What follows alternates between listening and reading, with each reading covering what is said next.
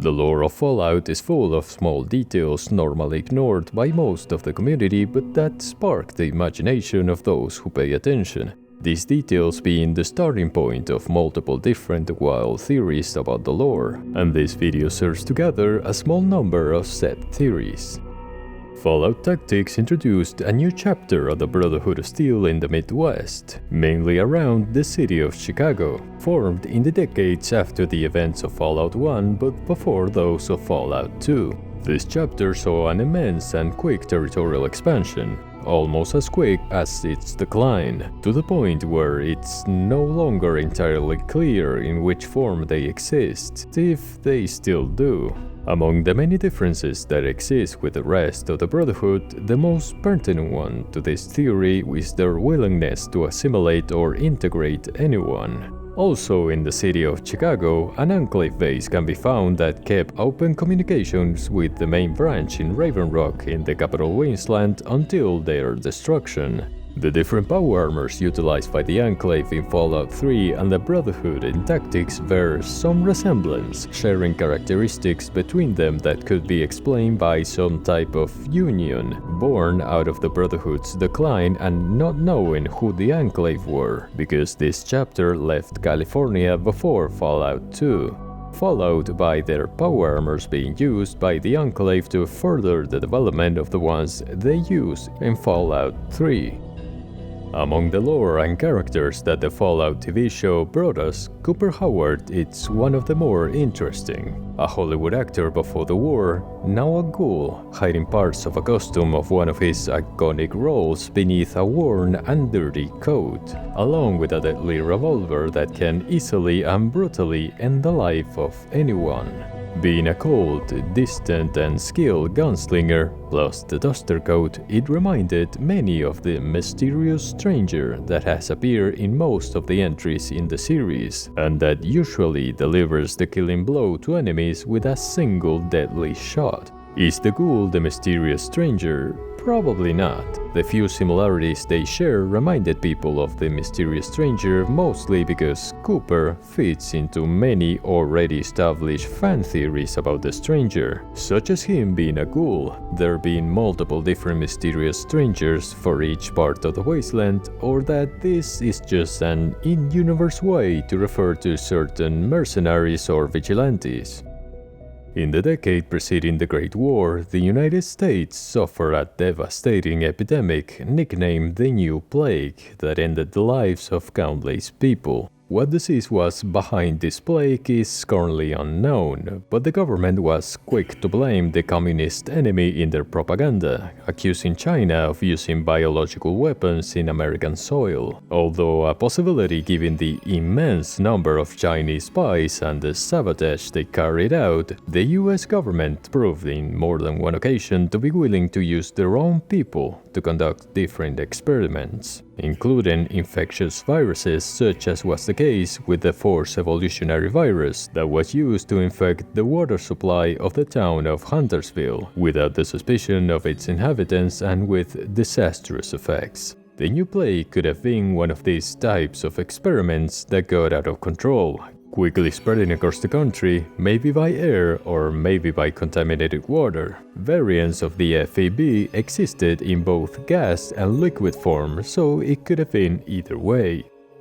Robco Industries and the Vault-Tec Corporation had a close relationship in the years before the Great War, Robco being at the vanguard of the immense technological advancements in computers and robotics, and Vault-Tec having a contract with the United States government to build more than 100 cutting-edge underground nuclear shelters. Both companies came to an agreement to equip the vaults with the best that Robco had to offer, both in software and hardware, as well as develop new technologies as needed for the purposes of each vault. For example, the Pip-Boys or the capsules that keep alive the pre-war residents of Vault 112 while connecting their minds to the vault's mainframe. Robert House, the owner and CEO of Robco, predicted and made preparations to survive the nuclear holocaust, Counted among them was a machine to extend his life indefinitely, preserving his body inside a capsule that connected his mind to the computer network of his casino in Las Vegas, given the relation between his company and Vault-Tec and practically the same function that these machines have. It's very likely that this technology was developed, at the very least, in collaboration with Vault-Tec.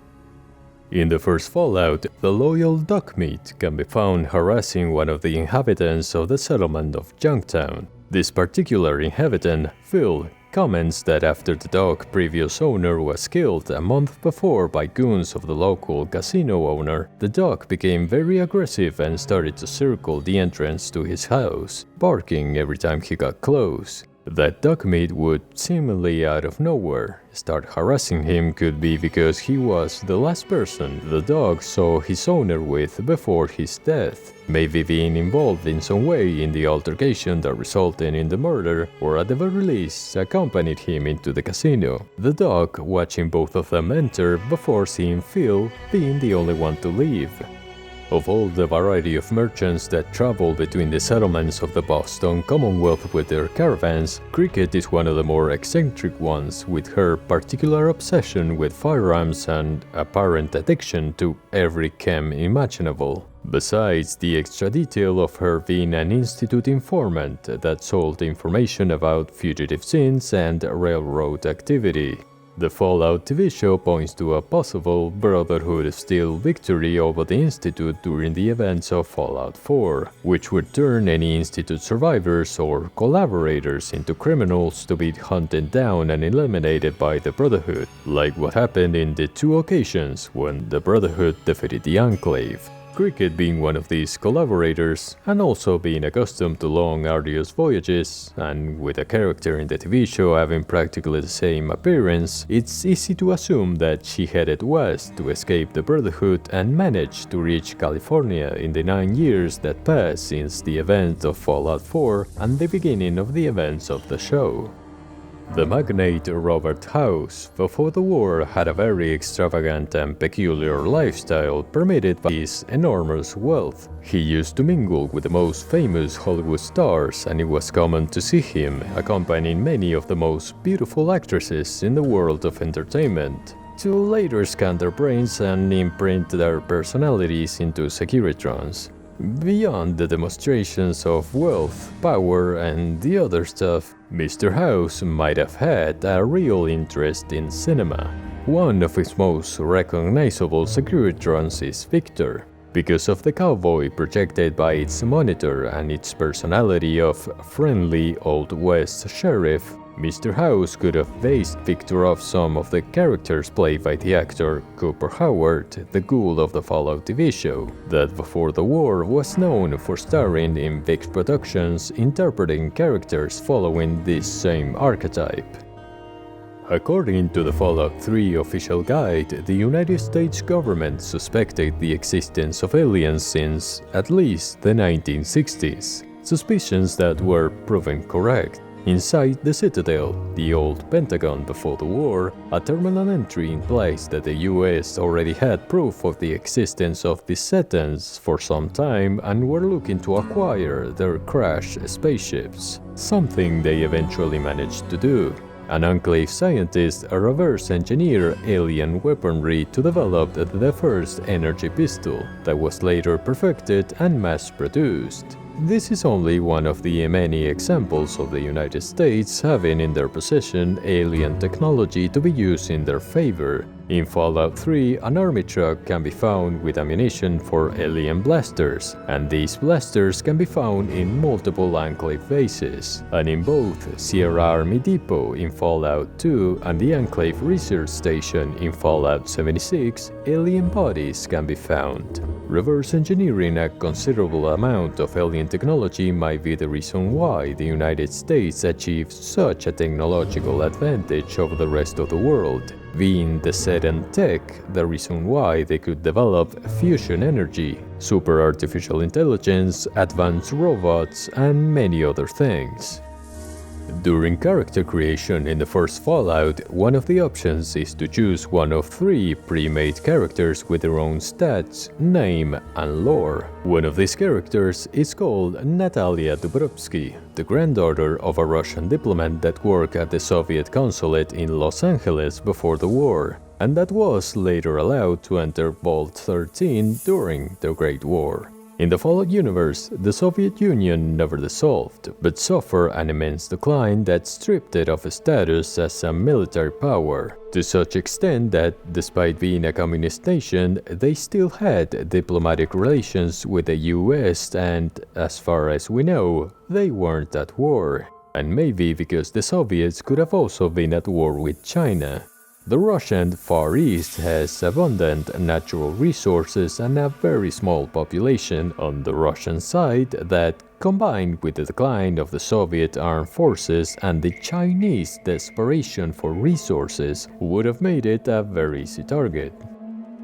The Fallout TV show established the sudden destruction of Shady Sands, the capital and most populous city in the new California Republic.